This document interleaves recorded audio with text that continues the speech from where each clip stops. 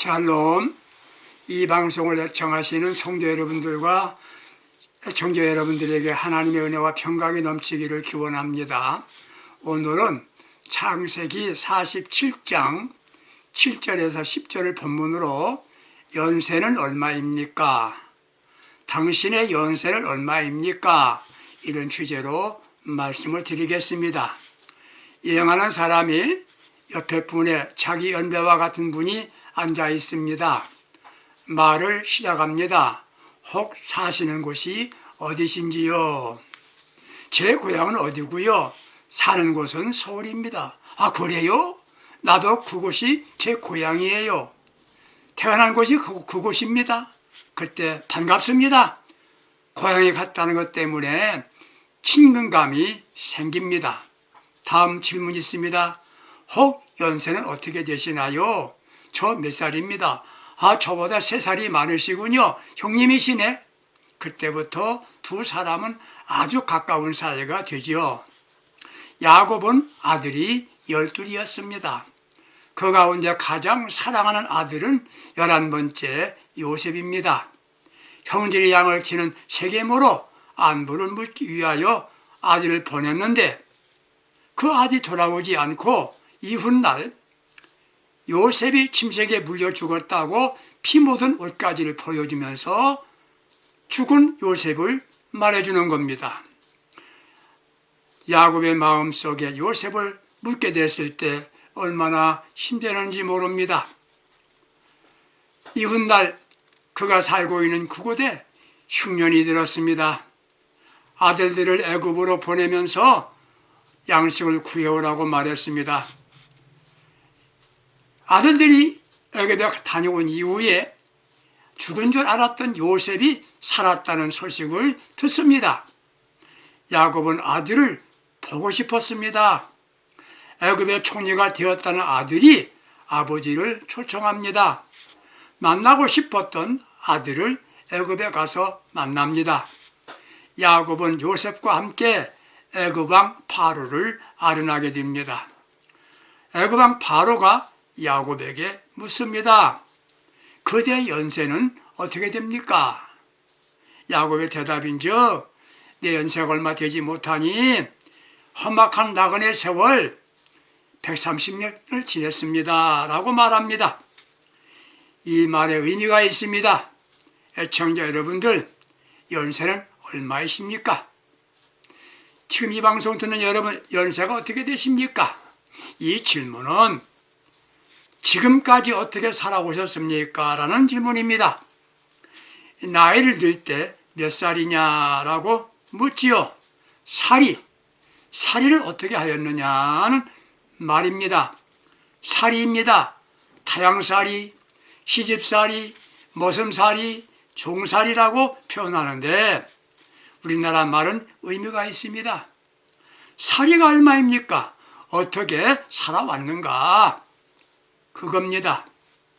나그네 험악한 세월 보냈다고 말합니다. 지난날 삶이 험악한 세월이었다는 겁니다. 사람 일생 동안 3권의 책을 쓴다는 겁니다. 제1권은 과거라고 하는 이름의 책입니다. 이 책은 이미 집필이 완료되어 꽂혀 있습니다. 제2권은 현재라고 하는 책입니다. 이 책은 지금도 기록하고 있는 중이라는 겁니다. 우리의 언행심사가 모두 기록되어 있습니다. 3권 중에 중요한 것은 제2권, 현재 삶입니다. 그래도 지난 날을 어떻게 살아왔는가, 그게 오늘이라는 2권을 쓰는데 많은 참고가 되는 겁니다. 실패한 기록을 보면서 제2권의 삶은 실패하지 않도록 하는 겁니다. 지난날 동안에 의미 없이 세월을 보냈다면 이제는 의미 있는 삶, 가치 있는 삶을 살도록 다짐하는 데 도움이 될 겁니다. 여러분은 연세가 얼마입니까? 지난날에 어떻게 살아오셨습니까? 60년 살았다 하면 60년 동안에 영화 한 편을 제작할 수 있을 터인데 제작자는 바로 자기 자신입니다. 그것을 볼 수 있는 사람도 자기 자신입니다. 여러분, 연세가 얼마입니까? 지난날 어떻게 살아오셨습니까? 행복한 삶이었습니까? 행복인지 불행인지도 모르고 세월이 흘렀다는 분이 계실 겁니다. 어느 분은 불행한 삶이었다고 느끼는 분이 계실 겁니다. 이제부터는 행복하게 살면 되는 겁니다. 왜 불행했던가 생각해 보세요. 삶의 스타일을 바꿔야 합니다. 감사한 마음으로 살지 않았기 때문에 불행한 겁니다. 자기 배우자에 대하여 감사하는 마음으로 살아왔나요? 나와 같이 살겠다고 온 여자가 얼마나 고맙습니까? 나를 위해 일하는 남자가 생겼다는 것 얼마나 감사한 일입니까? 그럼에도 고마운 생각을 하지 못했습니다. 내가 섬길 수 있는, 예배할 수 있고 섬길 수 있는 교회가 있다는 것 얼마나 감사합니까? 어떤 분에게 교회 생활에 행복이 없다면 감사가 없기 때문입니다.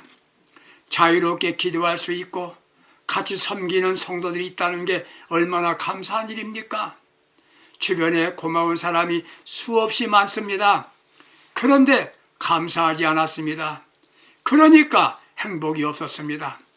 그게 지나간 세월이었다면 이제는 삶의 스타일을 감사로 바꿉시다. 지난날의 시간을 어떻게 보냈습니까? 어떻게 시간을 사용하셨습니까? 어떻게 세월을 보냈습니까? 세상 살아가는데 시간을 보내는 이가 있습니다. 어떤 이는 살아가는 사람이 있습니다. 가치 있게 살아갑니다. 기쁘게 살아갑니다. 의미 있게 살아갑니다. 이런 이들은 낙천주의자라고 말합니다. 재난 속에서도 좋은 기회를 봅니다. 힘들어도 하나님의 손길을 바라보면서 소망 중에 살아가는 이들입니다. 지금은 어렵고 힘들어도 하나님의 손길을 보고 사는 이들입니다. 하나님의 사랑하는 자, 곧 그 뜻대로 부르심을 입은 자들에게는 모든 것이 합력하여 선을 이룬다고 하는 말씀을 믿는 사람들입니다. 어렵고 힘들어도 주께서 나와 함께 계심을 믿고 사는 사람들입니다. 비관주의자의 삶을 살아온 이들은 모든 것에 불만입니다. 입에는 항상 불평으로 충만하지요. 모든 것을 비관적으로 보고 말합니다. 세상을 잘못 사는 이들이지요. 바르게 잘 사는 사람들은 신앙적인 관점에서 해석하고 다른 사람들에게 격려해주고 사랑하며 사는 사람들입니다. 연세는 얼마입니까? 살이가 멋져합니다. 두 번째, 연세가 얼마입니까? 라는 말은 무엇하며 살았습니까? 라는 질문입니다. 여러분, 이 시간에 나의 삶을 돌이켜보는 시간이 되었으면 합니다. 삶의 핵심이 있었던가 생각해 보아야 합니다. 보통 사람들은 복되게 사는 것이 목적일 겁니다. 그리스도인들은 전도서 12장 13절의 말씀대로 이 일의 결국을 다 들었으니 하나님을 경외하고 그 명령을 지킬지어다. 이것이 사람의 사는 목적이고 본분입니다. 내가 아무리 현실적인 삶에서 멋지고 부유하게 살았다고 하더라도 하나님이 없이 삶을 산다고 한다면 우울합니다. 가치가 없는 삶입니다. 심리학자 빅프랭크는 욕망의 만족이 아무리 있다 하더라도 삶의 의미를 찾아야 인간다운 삶을 누릴 수 있다고 말했습니다. 일반적으로 인간을 세 가지 차원에서 이해하고 있습니다. 첫째는 생리적인 인간입니다. 생리적인 인간입니다. 인간이 육체가 있기에 육체적인 본능에 의해서 살아갑니다. 육체적인 본능대로 살아가기에 동물적 인간이 되는 겁니다. 두 번째, 철학적인 인간입니다. 철학적인 인간입니다. 인간에게는 이성이 있기에 이성이 발달하면 그만큼 인간다운 인간이 될 수 있습니다. 이런 이들은 합리적이고 매사에 냉정한 판단을 내립니다. 육체가 지배하는 게 아니라 정신이 지배하도록 하면서 사는 사람들입니다. 그러나 이들은 허무주의에 빠지기가 쉽습니다. 영성이 없기 때문에 교만에 빠지게 되는 겁니다. 세 번째는 신학적 인간입니다. 신학적 인간입니다. 하나님과 바른 관계를 맺고 그로 인해서 영성의 사람이 되는 것을 말합니다. 본능이 나를 지배하는 것이 아닙니다. 이성도 아닙니다. 하나님의 말씀이 나를 지배합니다. 사는 목적이 하늘에 있습니다. 영적인 것에 가치관을 두고 삽니다. 이런 이들은 다른 이가 갖지 못하는 행복을 누리면서 삽니다. 당신의 연세는 얼마입니까? 지금까지 무엇하며 살아오셨습니까? 생산적인 삶이었습니까? 낭비적인 삶이었습니까? 존경받을 만한 삶을 살았습니까? 아니면 비난받은 일을 하지는 않았습니까? 미국의 미국사 전공 교수와 전문가 719명을 동원하여 역대 대통령을 연구 분석하였는데 지도력, 업적, 자기관리 능력, 정치력, 인사관리, 성격 및 도덕성 등 5개 항목으로 나누어서 평가했는데 종합 1위가 링컨 대통령이었습니다. 두 번째는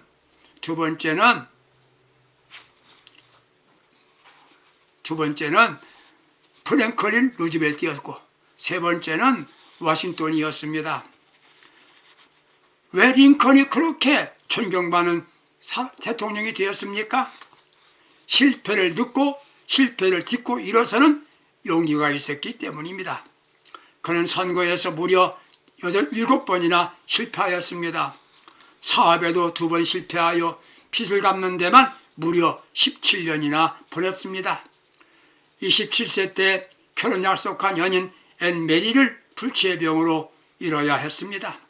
42세 때 둘째 아들 에드워드를 5살짜리는 53세에는 셋째 아들은 12살짜리는 윌리엄을 먼저 보내야만 했습니다. 그럼에도 모든 슬픔을 극복하고 미국 사람들에게 꿈을 준 대통령이었기에 오늘까지 존경받는 인물이 된 겁니다. 사람에게는 느낌, 즉 감동을 주고 살아야 되는 것입니다. 그리고 고마운 존재로 살아야 되는 겁니다. 아니면 나로 인하여 다른 이들이 손해보고 힘들게 한 일이 혹시 없으셨습니까? 연세가 얼마입니까? 지금까지 무엇하며 살았느냐? 이 질문입니다. 자랑스럽고 다른 사람들에게 본을 보일 수 있는 삶이 되었어야 했습니다. 자신이 가치 있게 살면 다른 사람들도 즐거움을 주면서 살게 되는 것입니다. 최선을 다하여 살아왔습니까?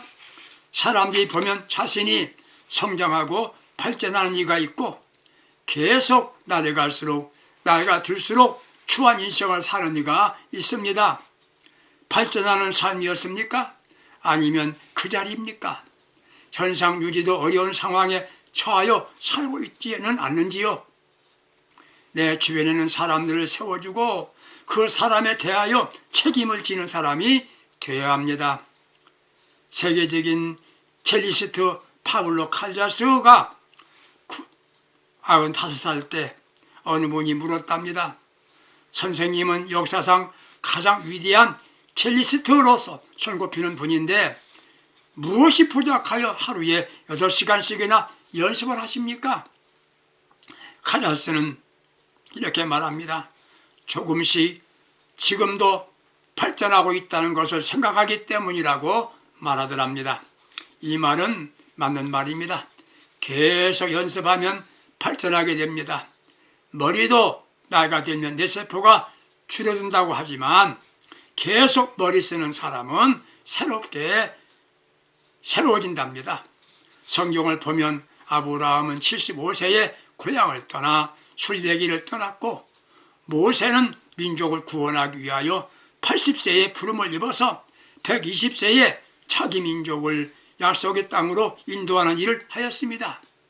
갈렙은 85세 때에 공격 부대의 지휘관이었습니다. 지금까지 무엇을 하면서 살아오셨습니까? 애청자 여러분, 연세가 어떻게 되십니까? 그 나이에 왜 그렇게 살고 있습니까? 안일주의에 빠져 있지 않습니까? 남이 무엇을 해주기를 기다리고 있지 않습니까? 대접받으려고 하지 않습니까? 자기 중심에 사로잡혀 있지 않습니까? 생각하고 한다는 일들이 무엇이 있습니까? 우리에게도 살만한 가치가 있는 것 아닙니까? 죽음도 있습니다. 그리고 마지막 심판도 있습니다. 연세는 얼마입니까? 업적은 남기지 못할지라도 부끄러운 삶은 되지 않아야 하지 않겠습니까? 업적을 남기고 살아가고 싶습니까? 업적이 무엇입니까? 존 맥스웰의 글 중에 있는 말 그대로 최고의 업적은 남에게 유익을 끼치는 것이라고 말했어요. 최고의 업적은 다른 사람에게 유익을 주는 것이라고 말했습니다. 다른 이가 성장하도록 돕는 일입니다. 자기도 잘 돼야 하지만 남도 함께 잘 되게 하는 겁니다. 진정한 업적은 사랑할 수 없는 사람을 사랑하는 겁니다. 사랑할 수 없는 사람을 사랑하는 겁니다.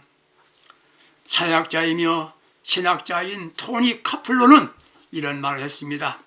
사람이 죽을 때에 못다 이룬 업적을 후회하지 않는다.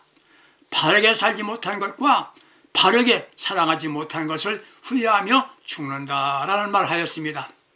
그렇습니다. 사랑해야 할 사람을 사랑하지 못하였음은 후회하며 용서를 빌며 가는 일이 있음을 보게 됩니다. 주변의 사람을 사랑하면서 살아가지 못해도 미워하면서 살지는 않아야 되는 것 아니겠습니까?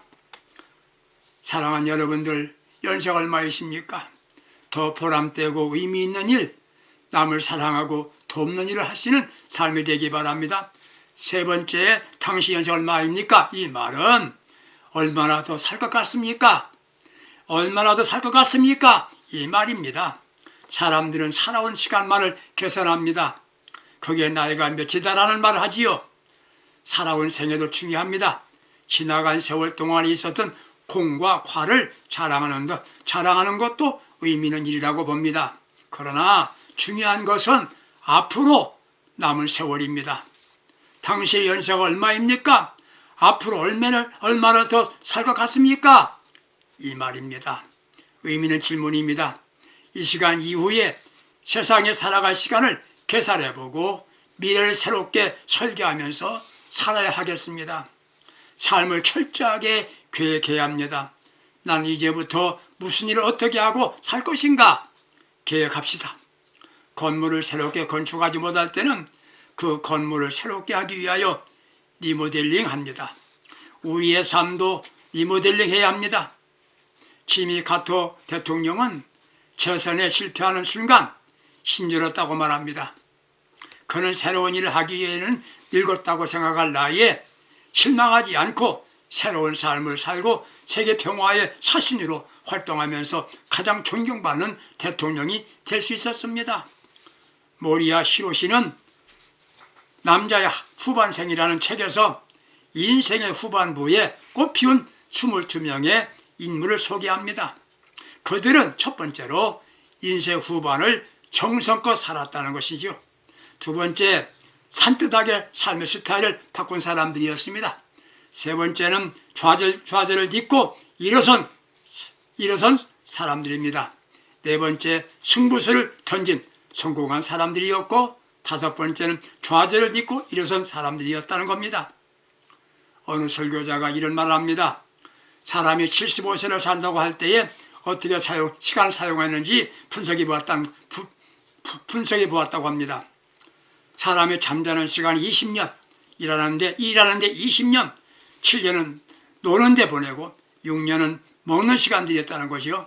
5년은 텔레비전을 보는데, 5년은 쇼핑 다니고 놀러 다니는 데 쓰고, 3년간은 누군가를 만나는 데 사용하고, 사람을 기다리는데 2년 반을 화장실에서 보내는 시간이 2년 반이며, 잡생각하는데 소비하는 시간 2년을, 그리고 커피 마시는데 1년을, 전화 받는데 시간을 1년을 보내고 산다는 것이에요. 삶에 대해서 철저하게 계획해야 합니다. 두 번째, 그리고 수정해야 합니다. 유명한 골프 선수가 코치를 받습니다. 자기는 잘하는 줄 알았는데 자세가 흩어지고 문제가 있기 때문이라고 합니다. 건강을 위하여 건강 진단을 받습니다. 그리고 의사의 지도를 받아야 건강을 유지할 수 있는 겁니다. 나의 삶을 돌이켜보세요. 그리고 잘못 산 것 같다고 생각되어지면 즉시 수정하고 다시 계획하고 실천해야 합니다. 세 번째, 마지막이 찬란한 삶이 되게 해야 합니다. 마지막 삶이 지금보다도 찬란하게 되게 해야 합니다. 유종임이라는 말이 있습니다. 사람의 관계도 처음보다 끝날 때가 좋아야 합니다.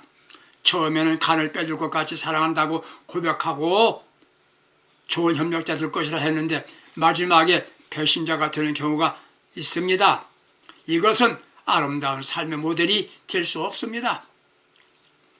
물론 시작도 아름답고 좋아야 합니다. 그러나 마지막이 좋아야 좋은 겁니다. 아름답고 좋은 삶이 무엇입니까?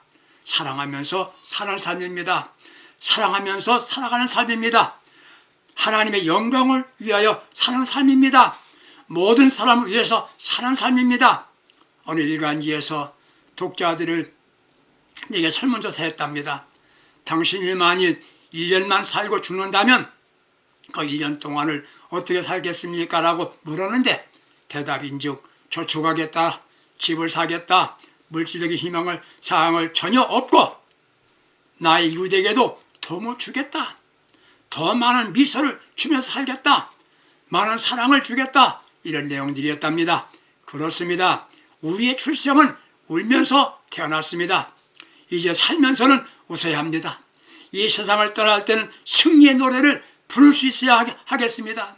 이 세상 떠날 적에는 승리의 노래를 부를 수 있어야 합니다. 연세가 얼마냐? 묻는 바로의 말에 야곱의 대답은 뭐라고 했습니까? 연세가 얼마나 묻는 바로의 말에 이렇게 말합니다.